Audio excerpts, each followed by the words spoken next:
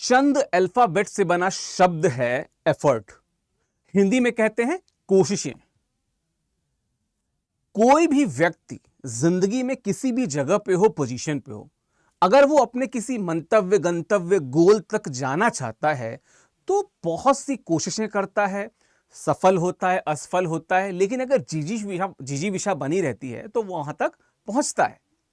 कहने का मतलब कि आपकी जो मेहनत है और उस मेहनत के दम पे जो आप कोशिशें करते हैं वो अगर सकारात्मक दिशा में है तो सफलता मिलनी तय है। लेकिन कई बार क्या होता है कि हम कोशिशों से हट जाते हैं, प्रयासों से हट जाते हैं और क्वालिफाइड होते हुए भी, योग्य होते हुए भी हम सफल नहीं हो पाते। तो आप जैसा कि मेरे पीछे देख सकते हैं कि Uttar Pradesh public service commission की द्वारा आयोजित परीक्षा RO-ARO, उसकी डेट आ गई है, फॉर्म आ गया है, नहीं भरा है तो भर दीजिए। हम यहां पे प्रीवियस ईयर क्वेश्चंस लेके आए हैं और हमारी पूरी कोशिश है कि आप कोशिशें करें, प्रयास करें इनको हमारे साथ सॉल्व करने के लिए। और आप देखिए क्वेश्चन का ट्रेंड कैसा है, क्या पैटर्न पूछ रहा है, किन ऑप्शंस को कैसे टैकल करना है। जब PYQs देखते हैं तो बाकी ऑप्शंस को छोड़ना है या उनके बारे में डिटेलिंग करनी है, इन सब चीजों को समझना पड़ेगा। ठीक है, इसी सीरीज, जो पूरी सीरीज चल रही है, और इवन जब आप फर्दर वीडियोस में देखेंगे तो हम पूरे कोर्स को PYQs के माध्यम से कोशिश करेंगे कवर करने के लिए। हमारे चैनल पे फ्री रहेगा, लेकिन हमारा एक उद्देश्य है बस कि आप हमारे साथ मेहनत कीजिए, हमारे साथ पैरेलल चलिए। निश्चित तौर पे आपको इसका असर दिखेगा आपके रिजल्ट में।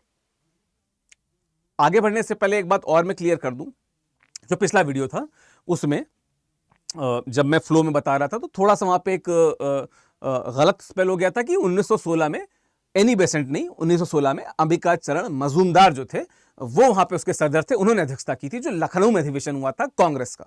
1917 वाले में एनी बेसेंट ने किया था, जो कलकत्ता में हुआ था। तो एक वो क्लैरिफिकेशन है, ठीक है। कुछ लोग कमेंट में कह रहे थे, हो जाता है यार कभी कभी स्लिप ऑफ टंग, आप दो तीन मुद्दों को, मामलात को एक साथ जब लाते हो तो कई बार हो जाता है। तो I am really sorry for that, but that wasn't meant कि जबरदस्ती नहीं था, वो ध्यान से कभी हट जाता है और हो जाता है क्योंकि लगातार सेशन चलते हैं। तो खैर आते हैं पॉइंट पे।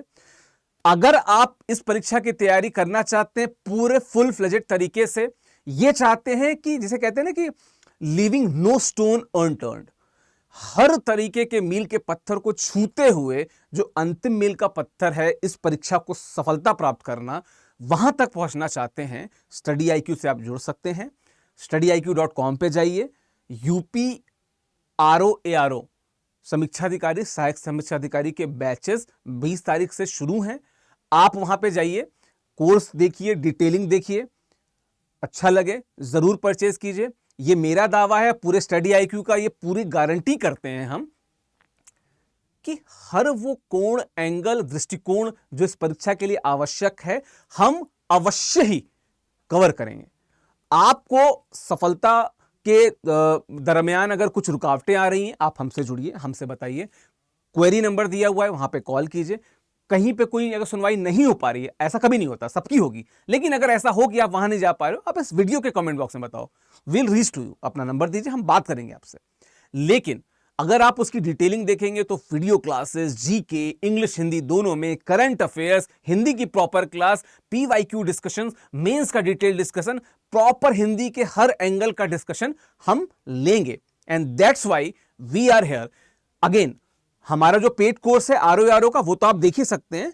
स्टडी IQ PCS चैनल पे जो लगातार ऐसे वीडियोस आ रहे हैं जिनकी हेल्प लेके आप, निश्चित तौर पे अगर आपने पहले से तैयारी की है तो इनकी हेल्प लेके आप अपनी जो सफलता के प्रतिशत है या जो सफल होने की प्रोबेबिलिटी है उसको बहुत ज्यादा बढ़ा सकते हैं। ठीक है, बहुत ज्यादा प्रवचन न देते हुए अब मैं शुरू करता हूं इसके आगे का। दो इसके सीरीज हो चुके हैं, 2 पार्ट आ चुके हैं, this is the 3rd part. And yes, there was a 1 day delay because of some technical issue. I recorded the video but there was an issue, so again this is the 3rd one, 4th one, 5th one, 6th one आएगा parallelly. I'll try कि हिंदी के videos में मैं डालता जाऊं PYQs के जो previous year questions हैं, ताकि आप पैरेलली आप उसको सॉल्व करते जाइए और कम से कम रास्ते पे कभी PYQs आए आपके तो वो आपसे न छूटें। तो ज्यादा देर न करते हुए शुरू करते हैं। पहला जो प्रश्न है ये बात करता है कि, एक minute, The first one, it talks about who among the following was the finance minister in the Nehru's interim government in 1946. Hindi में बताता चलूंगा कि जो जवाहरलाल नेहरू की अंतरिम सरकार थी, इंटरिम गवर्नमेंट थी, उसमें इनमें से फाइनेंस मिनिस्टर कौन था। देखिए, पहले उसके आसपास का सीन समझते हैं। कैबिनेट मिशन आता है, संविधान सभा की बात होती है, इंटरिम गवर्नमेंट की बात होती है। 2 सितंबर 1946 को इंटरिम गवर्नमेंट का जो खाका है वो सामने आता है, लेकिन उससे पहले एक डायरेक्ट एक्शन डे ऑलरेडी जो मुस्लिम लीग है उसका आह्वान कर चुकी होती है। बावजूद इसके इंटरिम सरकार का एक खाका आता है, बाद में उससे प्रॉपर डिनाइल मोड में चली जाती है मुस्लिम लीग, कांग्रेस बच जाती है। फिर भारत आज़ाद होता है, वापस से संविधान सभा रिस्ट्रक्चर होती है, चीज़ें होती हैं, हमारा संविधान बनता है, फिर हम गणराज्य बनते हैं, गणतंत्र बनते हैं, देन हमारी स्वतंत्र सरकार चुनी जाती है। स्वतंत्र देश के प्रॉपर गणतंत्र बनने के बाद स्वतंत्र सरकार चुनी जाती है। ये जो पूरा खाका है, इसका जो शुरुआत होती है वो इस इंटरिम गवर्नमेंट से होती है। अब इसमें से दो लोग, एक लियाकत अली खान और एक गजनफर अली खान, जो इंटरिम गवर्नमेंट का जो पहला ड्राफ्ट था, खाका था, उसमें दोनों लोग का नाम था।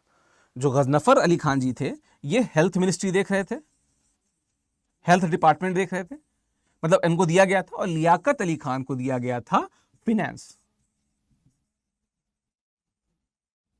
वित्त इन्हें दिया गया था। ठीक है, इनको स्वास्थ्य दिया गया था।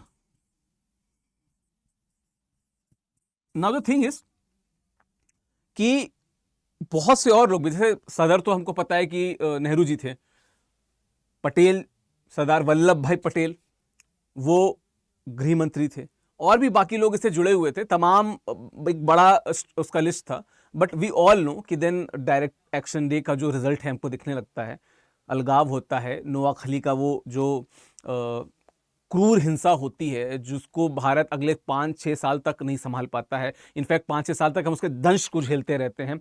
गांधी जी वहाँ जाके काफ़ी मेहनत करते हैं, बाकी स्वयंसेवक जाके वहाँ मेहनत करते हैं। हालांकि धीमे धीमे चीज़ें कम हो जाती हैं, लेकिन उसका दंश तो अभी भी बना हुआ है, टीस अभी भी बनी हुई है। खैर, इसका उत्तर है लियाकत अली खान। और गजनफर अली खान भी अगर हेल्थ का पूछता तो गजनफर अली खान होते, ठीक है। बट वी ऑल नो कि what finally happened. Next question, Muslim league observe the direct action day on, मैं इसी की बात कर रहा था, ठीक है। 2 सितंबर 1946 की बात इसके पहले मैंने बताई। उसके पहले ही डायरेक्ट एक्शन डे की बात कर ली गई थी, किसमें, मुस्लिम लीग में। कहा गया कि या तो इस पार या तो उस पार, ये पता नहीं कौन सा क्रिप्स मिशन ले आ रहे हैं, वेवल मिशन ले आ रहे हैं, कैबिनेट मिशन ले आ रहे हैं, कोई संविधान सभा की बात कर रहा है। इंटरनली वो थोड़े से घबराहट में थे कि इसमें से कोई भी इंडिविजुअल कंट्रीज की बात स्पेसिफिक नहीं कर रहा है। इंडिया पाकिस्तान की मतलब क्लियर बात होनी चाहिए, वो नहीं हो रही है। ये हमको कैबिनेट मिशन में उलझा दे रहे हैं, वेवल प्लान में उलझा दे रहे हैं, हमको नहीं उलझना है। डायरेक्ट एक्शन डे मतलब स्वतंत्र देश पाकिस्तान के रूप में हमें चाहिए। और इसका ही जो रिपरकशन है कि जो हिंसा फिर बढ़ जाती है, और मैं नोआखली की बात की, और भी जो वो जो एरिया थे, जो नहीं बॉर्डर वाले एरिया थे, वहाँ जो हिंसा बढ़ जाती है, उस हिंसा की बहुत बड़ी वजह जो है वो ये डायरेक्ट एक्शन डे का इनिशिएशन है। And then we all know जो हिंसा वहाँ पे हुई और भारत ने जो झेला, भारत के लोगों ने जो झेला, वो इतिहास है, हम सब देख सकते हैं, समझ सकते हैं। तो डायरेक्ट एक्शन डे का रिपरकशन था। द आंसर इज 16 अगस्त, 16 अगस्त 1946 को दिस है, ठीक है। So answer is D. Next question, which plan became the platform of Indian independence. तो अगर आपने पिछला वीडियो देखा हो तो वहां पे मैंने वेवल प्लान की चर्चा की थी, यहाँ क्रिप्स मिशन की भी थोड़ी सी चर्चा की थी। पैरेलली एक और जो मिशन छूट रहा है, कैबिनेट मिशन, उसकी भी हमने चर्चा की थी, ठीक है। नाउ द थिंग इज कि ये जो थे, ये दोनों थे, ये दोनों से कांग्रेस भी असंतुष्ट थी, बाकी लोग भी असंतुष्ट थे। बल्कि वेवल प्लान के बाद कैबिनेट मिशन आया, असंतुष्टि तो उसमें भी थी, उसके साथ भी इशू था। बट जब संविधान सभा बनती है, इंटरिम गवर्नमेंट बन जाती है, उसके बाद अराउंड जो माउंट बेटन, जो उस समय के जो लास्ट भारत के अंग्रेजी सदर थे, अंग्रेजी हेड थे सेना के, वो क्या बोलते हैं, वो बोलते हैं कि नहीं, let's talk in are terms. वो एक प्लान बनाते हैं जहां पे प्रॉपर डिवीजन की बात होती है, और उसके तहत 15 अगस्त को भारत पाकिस्तान 2 टुकड़े में बंट जाते हैं और भारत आजाद हो जाता है, पाकिस्तान आजाद हो जाता है। बाकी तो जो चीजें वो इतिहास में आप देख सकते हैं। बट द थिंग इज कि the answer is the Mountbatten plan. ये दोनों प्लान एक अलग डायरेक्शन में थे, थोड़े से बायस थे अंग्रेजों के प्रति। कैबिनेट मिशन में थोड़ी और सुधार किए गए, पर फिर फाइनली जो डिवीजन हुआ, प्रॉपर डिवीजन हुआ, वो खुद जो माउंटबेटन थे उनके नाम पे प्लान हुआ ये, ठीक है। Next, the first and the last Indian governor general of India. अब पूछा है कि पहले और अंतिम भारतीय गवर्नर जनरल, भारत के, इस वर्ड पे ध्यान दीजिए, Indian governor general of India. इसके पहले आपने बहुत से नाम सुने होंगे, लेकिन उसमें कोई भी इंडियन नहीं था। एकमात्र व्यक्ति वही जो राजाजी फॉर्मूले से जुड़े हुए थे, उनका नाम है Chakravarti Shri Rajagopalachari, and the answer is C, Rajagopalachari was the first and the last Indian governor general of India. So the answer is C. अगला प्रश्न, who presided over the 1946 session of the Indian National Congress held at Meerut. Meerut में जो कांग्रेस का session हुआ था उसकी अध्यक्षता किसने की थी? अब इसमें बहुत से नाम हैं, इनमें से दो नाम जिन पे हमको चर्चा करनी जरूरी है। एक है जेबी कृपलानी और एक है मौलाना अबुल कलाम आजाद। अब 1946 से थोड़े पहले जाइए, 1942 क्विट इंडिया मूवमेंट, भारत छोड़ो मूवमेंट। उसके पैरेलली क्या होता है? उसके पैरेलली आईएनए ट्रायल्स होते हैं बाद में, भारत उसमें भी उलझा रहता है। हीज मैजेस्टीशिप एचएमएस में जो विद्रोह होता है वो देखते हैं। तो जो 1942 से लेके 1946 शुरुआत तक का जो फेज था, वो न सिर्फ कांग्रेस पार्टी के लिए बल्कि पूरे देश के लिए बहुत ज्यादा, जिसे कहते हैं, केओस से भरा था। बहुत केओस था उसमें। उस दौरान कांग्रेस का कोई मीटिंग हुआ नहीं था। तो लास्ट जो 4-5 साल पहले जो मीटिंग हुआ था, उसमें जो कांग्रेस सेशन में जो अध्यक्ष थे वो थे मौलाना अबुल कलाम आजाद। बट आजाद होने से पहले, भारत के आजाद होने से पहले कांग्रेस का जो लास्ट सेशन था उसके जो अध्यक्ष थे वो थे जेबी कृपलानी साहब। ये जो थे, ये लास्ट जो आजादी से पहले जो लास्ट सेशन था उसके अध्यक्ष थे जेबी कृपलानी साहब, ठीक है। तो उत्तर है ये। बाकी राजेंद्र प्रसाद जी के बारे में जानते हैं, पत्ताबी सीतारमैया की कल हमने बात की थी। त्रिपुरी सेशन 1939, जहां पे पत्ताबी सीतारमैया चुनाव लड़ते हैं सुभाष चंद्र बोस के अगेंस्ट। सुभाष चंद्र बोस जी जीत जाते हैं, हालांकि बाद में वो इस्तीफा दे देते हैं, लेकिन वहां से हमको नाम सुनाई देता है पत्ताबी सीतारमैया। गांधी जी इनको काफी मानते थे और गांधी जी की तरफ से कैंडिडेट भी बने थे वहां पर। Which of among the following had recommended to hold the Indian civil service examination simultaneously in India and England? ठीक है, भारत और इंग्लैंड दोनों में एक साथ सिविल सेवा परीक्षा कराने की बात इनमें से किसने की थी? ठीक है, नाउ एक बात, दो नाम है इसमें, एक है एचिसन कमीशन और एक है मोंटेग्यू चेम्सफोर्ड रिपोर्ट। ठीक है, इनमें से एक थे, उन्होंने एकदम विरोध किया 1887 में। एक रिपोर्ट में इसका प्रॉपर विरोध हुआ कि नहीं होना चाहिए। अगली रिपोर्ट के द्वारा, जो दूसरा इसमें ऑप्शन है, उसके द्वारा 1922 में ये शुरू हो गया। किसमें? 1922 में ये शुरू हो गया। ये शुरू हो गया, एक साथ दोनों जगह होने का शुरू हो गया। नाउ एचिसन कमीशन, उसने विरोध किया था कि नहीं होना चाहिए। मॉन्टेग्यू चेम्सफोर्ड रिपोर्ट 1922, इन्होंने कहा कि नहीं होना चाहिए, और फिर होने लगा 1922 में। द थिंग इज कि चेम्सफोर्ड उस समय जो थे, जो मतलब मैंने पिछले वीडियो में बताया कि क्रम आपको याद रहे अगर, कि बेंटो के बाद कौन आया, उनके बाद कौन आया, तो ये पूरा क्रम मैंने बताया था। और हम लोग चेम्सफोर्ड के बाद लेके नीचे प्रॉपर इरविन तक आए थे कि कौन किस तरह, रीडिंग इरविन तक प्रॉपर आए थे कि कैसे कैसे कालक्रम डिवाइड होता है। तो यू मस्ट नो द, जो भी उस समय अंग्रेजी वायसराय थे या उसके पहले जो गवर्नर जनरल इंडिया थे, ये दोनों का ही आपको क्रम पता होना चाहिए। क्रम पता होने के साथ क्या होगा, सबसे अच्छी बात क्या होगी, you will start recognising the viceroy with the specific event. उन वॉयसराय के टाइम पे, गवर्नर जनरल ऑफ इंडिया के टाइम पे जो स्पेसिफिक इवेंट्स हुए, आप उनसे उनको मिलाने लगेंगे, है ना। तो ये चीज का ध्यान रखिएगा आप कि एचिसन कमीशन ने विरोध किया, बट मॉन्टेग्यू चेम्सफोर्ड में कहा गया कि एक साथ होने चाहिए। अगला प्रश्न, Subhash Chandra Bose defeated Pattabhi Sitaramayya and became president of India.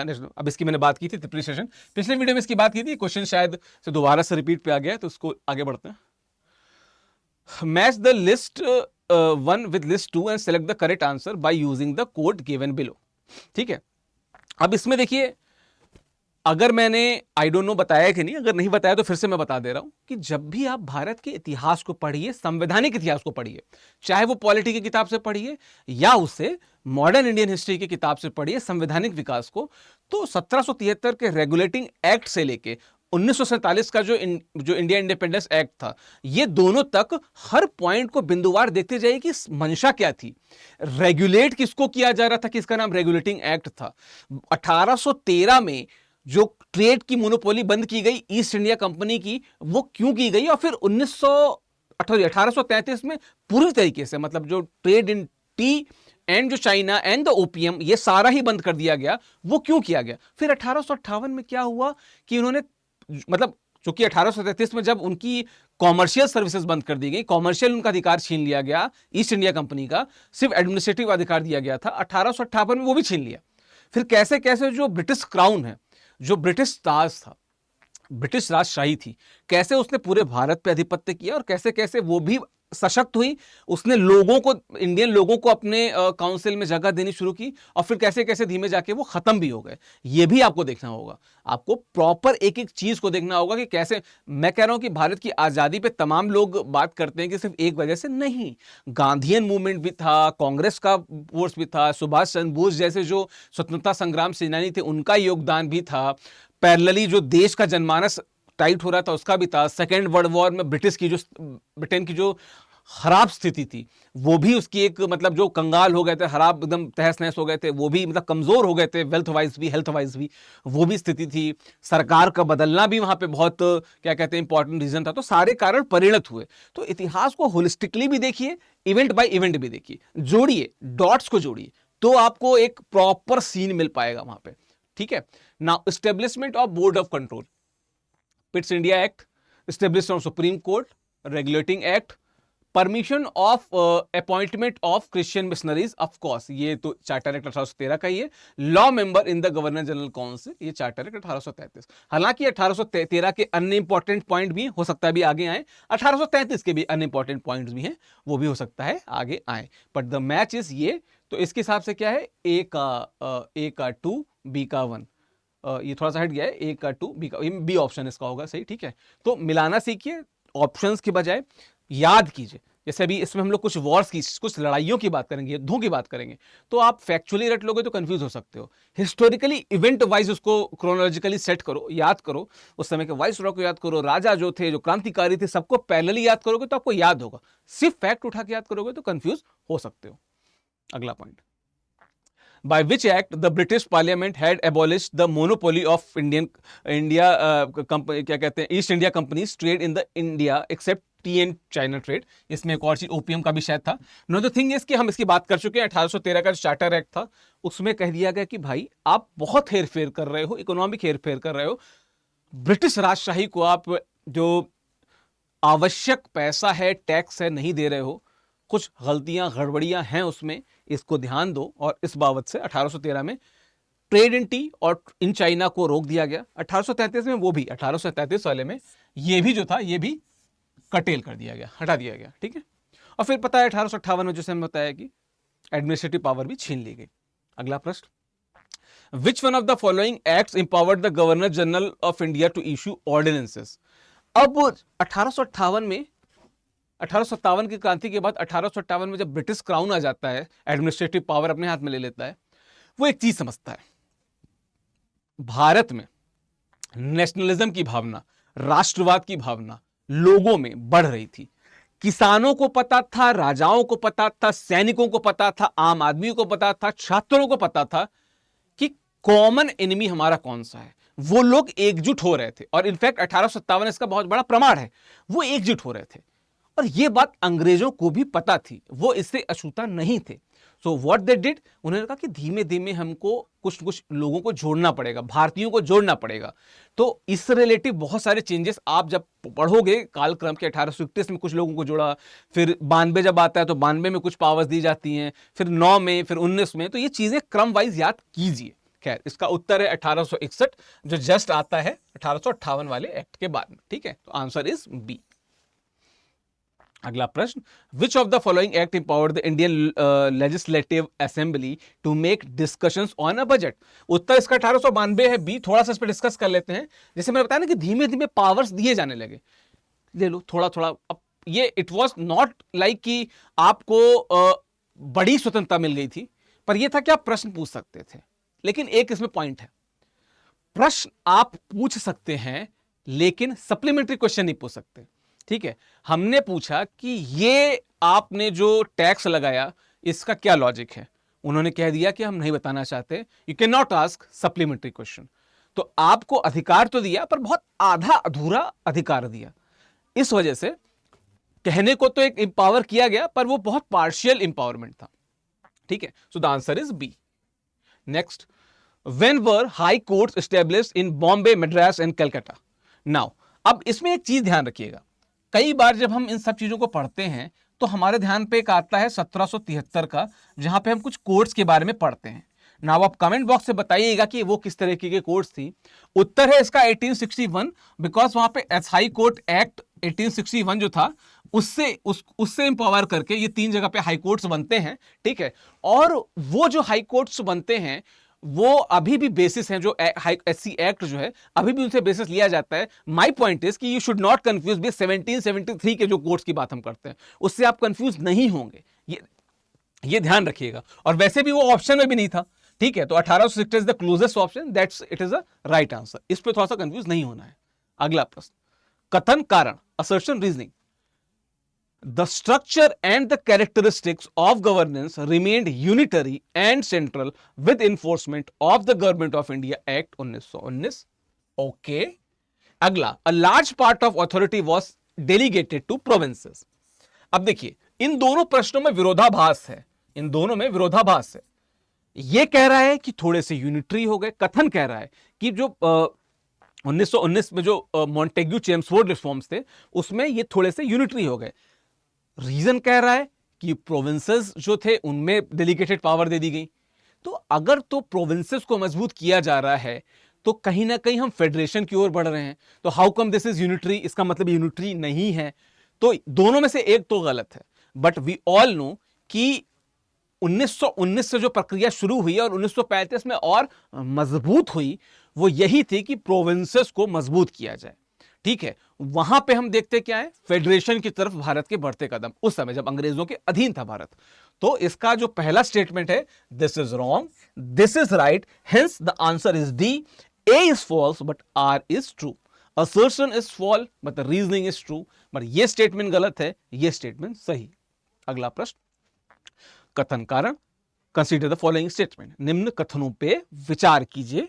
Dyarchy means the division of administrative affairs in the 2 sections, that's true. Reason, it was introduced for enforcement of, अच्छा यहां पे THE होगा, थोड़ा मिस्टेक है, it was introduced for enforcement of the responsible governance in provinces. बिल्कुल सही बात है, जो द्वैध शासन है इसका मतलब क्या है कि एडमिनिस्ट्रेटिव अफेयर्स को बांटा जाएगा। दूसरा, it was introduced for enforcement of the responsible governance in provinces. अगर आप वहां पे सरकार बना रहे हो केंद्र के मजबूत कब्जे में तो बहुत रिस्पॉन्सिबल नहीं हो पाएगी। उदाहरण देता हूं, आपके घर में कोई छोटा भाई हो, ठीक है, आप उसको डेली स्कूटी से बैठा के ही टहलाओ तो आज से 10 साल बाद तक वो बैठे बैठे वो कभी खुद ड्राइव करना नहीं सीखेगा। लेकिन जब आप उसको डेलीगेटेड पावर दोगे, सिखाओगे, तो वो समझेगा कि स्कूटी ड्राइव कैसे की जाती है, फिर वो खुद से चलाने लगेगा। यही डेलीगेटेड रिस्पॉन्सिबिलिटीज की बात हो रही है। इसका मतलब रिस्पॉन्सिबल गवर्नेंस स्टेट लेवल पे बनाने की बात हो रही थी, प्रोविंस लेवल पे बनाने की बात हो रही थी। Hence assertion is right, reasoning is right, answer is A. Both A and R true, but R is the correct explanation of A. वही मैं कह रहा हूं, यहां पे बट के बजाय एंड होना चाहिए। ये पता नहीं क्या आयोग स्टेटमेंट डाल देता है। ठीक है, अच्छा, these were included in prime elements of the Government of India Act 1935। 1935 का जो भारत सरकार अधिनियम था उसकी बात हो रही है। उसके पहले हमने एक पॉइंट पढ़ा था, क्या पढ़ा था, अभी जब थोड़ी देर पहले देखा था कि डायरकी की बात हो रही थी, प्रोविंसेस को मजबूत किए जाने की बात हो रही थी। लेकिन मैंने एक और बात बोली थी कि जो चीज 1919 में शुरू की गई 1935 में मुकम्मल हुई है ना। तो अब ऑप्शंस को देख लें, कई बार थोड़ा सा एलिमिनेशन टेक्निक लगा सकते हैं। पॉइंट 3 को देखिए, introduction of dyarchy in provinces, जी नहीं, ये पहले ही हो चुका था। Two authorization of the federal legislature, ठीक है, two authorization of the federal legislature. पहले ये तो प्रॉपर फेडरेशन की तरफ जा ही चुके थे, ठीक है, तो ऑथराइजेशन की बात नहीं थी, प्रॉपर फेडरेशन ही बन गया था। So the answer is this and this, provincial federation and then provincial autonomy, provision of federation and the provincial autonomy, 1 and 2 are the right.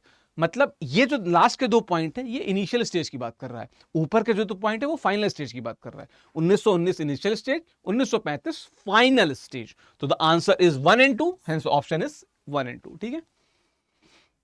Now by which of the following acts was the India council abolished. हाँ, अब ये जो प्रश्न है हमारा कि किस act के द्वारा इंडिया काउंसिल को एबॉलिश कर दिया, उत्तर इसका 1935। आपको बता दूं कि अगेन फेडरेशन को लेके बहुत स्केप्टिक थी ब्रिटिश गवर्नमेंट, ब्रिटिश जो राजशाही थी वो फेडरेशन को लेके कह रही थी कि मतलब किसी भी फॉर्म में डिटेल्ड बना दिया जाए। नेहरू वगैरह इस वजह से बहुत असंतुष्ट थे। मैंने आपको बताया था 1936 सेशन के बारे में, 1936 सेशन के बारे में आएगा भी प्रश्न में, कि वहां पे they was very much against this. लेकिन ये अलग बात है कि इसके कुछ अच्छे प्रावधान भी थे, उन्हें हम बाद में भारत के संविधान में लेते हैं, रखते हैं, लेकिन कुछ गलतियां भी थी, कुछ इश्यूज भी थे, ठीक है। So the answer is C. Now next question is, in which session, yes आ गया, Indian National Congress had rejected the government of India Act, Bharat सरकार नियम 1935 को कांग्रेस जो पार्टी थी उसने निगेट किया, उसने उसको रिफ्यूज किया, रिजेक्ट किया।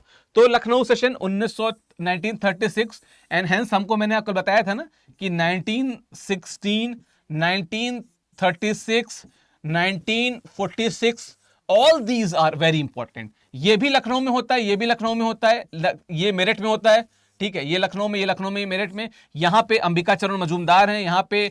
अच्छा, एक बात और, अध्यक्ष की जब बात किया जाए तो एक मैंने शुरुआत में इसलिए डिस्क्लेमर दे दिया था कि जब भी आप अध्यक्षों को देखिए, प्रॉपर ये देखिए कि किस अध्यक्ष के काल में कौन सी इंपॉर्टेंट बात हो रही है, किन बातों को आगे ले जाया जा रहा है, उनकी क्या इंपॉर्टेंस थी, ठीक है। तो कई बार आप देखेंगे जब नेहरू की बात करते हैं, 1929 वाला सेशन हो, या फिर अंबिका चरण मजूमदार जब 1916 में कांग्रेस अधिवेशन के अध्यक्ष थे जो लखनऊ में हुआ था, बहुत सी बड़ी बातें हुई थी। क्या हुई थी? नंबर 1, गरम दल नरम दल का मिलाव हुआ था, और जब गरम दल मिल जाता है तो आ जाते हैं बाल गंगाधर तिलक, वो इनिबिशन मिलके इनिशिएट करते हैं किसको, क्या कहते हैं, मुस्लिम लीग को थोड़ा सा कांग्रेस से मिलाया जाए, तो लखनऊ पैक्ट आता है ना। उसके बाद हम वो होम रूल लीग वाला एक प्रॉपर सीन देखते हैं। तो इसलिए सेशंस, उनके अध्यक्ष, उनका वर्ष देखिए, वॉइसरायज गवर्नर जनरल का वर्ष देखिए, सेशंस उनका वर्ष देखिए। आपकी जो नॉलेज है ना, इस तरीके से जब देखेंगे, क्रोनोलॉजिकली देखिए, मिलाइए ना इवेंट को, हर इवेंट को पैरेलली सोचिए भी कि इसके साथ क्या क्या हो रहा होगा, उस समय आजाद क्या कर रहे होंगे, भगत सिंह क्या कर रहे होंगे, सुभाष चंद्र बोस क्या कर रहे होंगे, देखिए, समझिए, ठीक है। तो Lucknow session is the answer. एक मिनट, नेक्स्ट है, who amongst the following had called the government of India act as the charter of slavery. बता चुका हूं, फिर से बता देता हूं, जवाहरलाल नेहरू। अब देखिए, एक बात तो क्या है, जिन्ना इंटरेस्टेड ही नहीं, वो बंदा अलग 2 स्टेट थ्योरी में लगा हुआ है। राजेंद्र प्रसाद अपफ्रंट बहुत नहीं थे, ही वॉज एक्टिव, वो एक्टिव थे तब से ही, जो चंपारण है तब से वो एक्टिव थे, पर अपफ्रंट लीडर्स में वो नहीं थे, बिकॉज नेहरू उसमें काफी अपफ्रंट थे। मौलाना अबुल कलाम आजाद, नेहरू एंड पटेल काफी क्लोज फ्रेंड सर्किल था, काफी डिस्कशन होते थे, डिबेट होते थे, बात होते थे, अमूमन एक दूसरे के कदमों पे जुड़े रहते थे। गांधी जी का जो सोशलिज्म से थोड़ा एक कदम आगे थे, थोड़ा सा ज्यादा हाइपर सोशलिज्म था इन लोगों का। But the answer is Jawaharlal Nehru, he said it the charter of slavery. Next question, list 1 को लिस्ट 2 से मिलाना है। इसमें कुछ वॉर्स दी हैं, second Anglo Mysore war, second Anglo French war, second Anglo Maratha war, ठीक है, सेकंड एंग्लो अफगान वॉर, ठीक है। अब देखिए second Mysore war, second Mysore war को आप बिल्कुल 1780, मैं इसलिए बता पा रहा हूं चूंकि मैंने इसको क्रोनोलॉजिकली देखा पर पैरेलल इवेंट से। आप फैक्चुअली न रटिएगा, कोशिश कीजिएगा इवेंट से मिलाइए उसको, ठीक है। फिर सेकंड एंग्लो अफगान वॉर, ठीक है, बी इसका है ये 1750, एंग्लो फ्रेंच वॉर, सॉरी। फिर next option C, second Anglo Maratha war. The answer is, let me see, अच्छा, द आंसर इसका 1 हो जाएगा, and then second Anglo Afghan war, ठीक है। जो बचा हुआ, हाँ, थर्ड जो हो जाएगा वो इसका आंसर हो जाएगा, तो जब आप एक तो किसी वॉर को देखिए, उसके पहले क्या, उसके प्रिकर्सर इवेंट क्या थे, उसके बाद के इवेंट क्या थे, कोई ट्रीटी हुई क्या, क्या कारण था, कहां पे हुआ, क्या रिजल्ट हुआ, सब चीज को देखिए parallelly.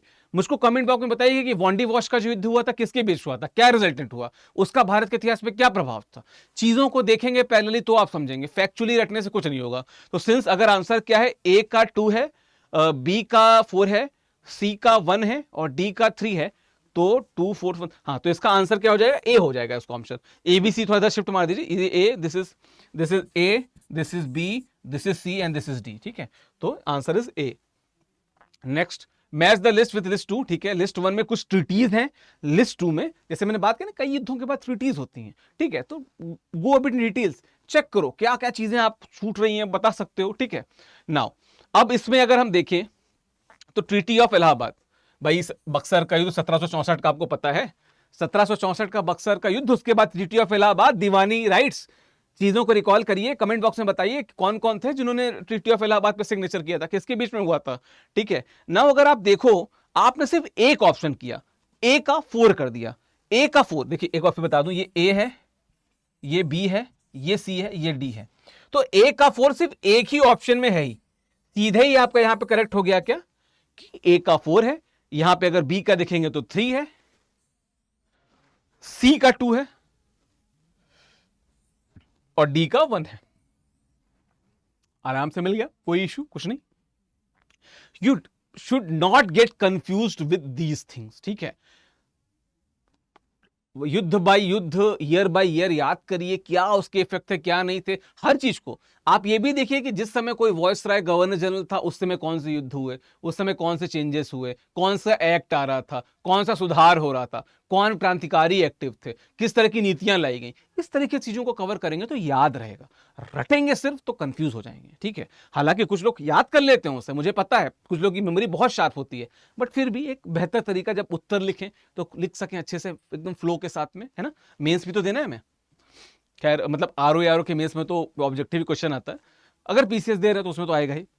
Again, which of the following famines of the 19th century in India has been described as the sea of calamity. दुखों का समुद्र, आपदाओं का समुद्र कहा गया किस सूखे को। लगभग 10 लाख लोग, 1 मिलियन लोगों की डेथ हुई थी जो रिकॉर्डेड था, अनरिकॉर्डेड तो कितनी डेथ हुई होगी नहीं पता। ओडिशा, उड़ीसा में वो फेमाइन सूखा पड़ा था 1866-67 में, और हम सबको पता है कि पूरे भारत ने उसका दंश झेला था। बहुत खराब स्थिति थी और बहुत लंबे समय तक उड़ीसा को समय लगा उससे उबरने में। ठीक है, छोटी मोटी घटनाएं होके निकल जाती हैं, आदमी उससे उबरने में समय ले लेता है। जहां पे 10 लाख लोग मरे होंगे, सोचिए कोविड को गए 2 साल हुए हैं, अगर लिखित तौर पे देखा जाए तो बहुत सारे लोगों की डेथ हुई होगी, पर उस समय जब आबादी बहुत कम थी, उसमें एक बारगी इतनी आबादी का मर जाना, ये बहुत खतरनाक स्थिति थी। तो इसलिए इसको सी ऑफ कैलेमिटी कहा जाता है। The answer is D. Sorry, last question है, in the second half of the 18th century, who was often called the local representative for aura and authority of Company Bahadur. अब aura and authority of Company Bahadur किसको कहा जाता था 18th century के second half में? इसका उत्तर मैं आता हूं। कभी किसी अगर आप चूंकि यूपी आरओ दे रहे हैं तो मैं ये अज्यूम करता हूं कि लगभग नॉर्थ इंडियन बेल्ट से होंगे, जो गैंजेटिक मैदान है उसके बेल्ट से होंगे। ठीक है, उस मैदान से जब आप होते हो तो आपको पता होता है क्या कि जो सरकारी सेवा है, आप भी तैयारी कर रहे हो उसकी, हम भी उसी के लिए पढ़ा रहे हैं। सरकारी सेवा के प्रति लोगों का आकर्षण बहुत ज्यादा होता है, और उसी आकर्षण को जो मजबूत करता है वो होती है पुलिस की जॉब। और जब दरोगा बाबू आ जाते हैं तो पूरा देश झूम उठता है कि भाई दरोगा साहब आएंगे, और बहुत इज्जत होती है उनकी। तो इसका उत्तर है दरोगा। थानों में विभक्त कर दिया था जिलों को, और वहां के जो हेड थे उनको दरोगा कर दिया था। तो द आंसर इज दरोगा। और ये लास्ट स्लाइड थी, यहां पे हम अभी आपसे विदा लेंगे। हमारा यहां पे ये जो पार्ट है खत्म हुआ, नेक्स्ट पार्ट लेके जल्द आपके सामने हाजिर होंगे। मैं फिर से याद दिलाता चलूं, आरओ के बैच 20 अक्टूबर से शुरू हैं। स्टडी IQ PCS पे www.studiiq.com पे जाइए, विजिट कीजिए, कोर्स खरीदिए, डिटेल्ड कोर्स है। आप अगर आप सफलता प्राप्त करना चाहते हैं इसी अटेम्प्ट में, तो बिल्कुल इस कोर्स को परचेस कर सकते हैं। मेरा नाम था विकास, आप देख रहे हैं स्टडी IQ। हमसे जुड़े रहने के लिए धन्यवाद, शुक्रिया।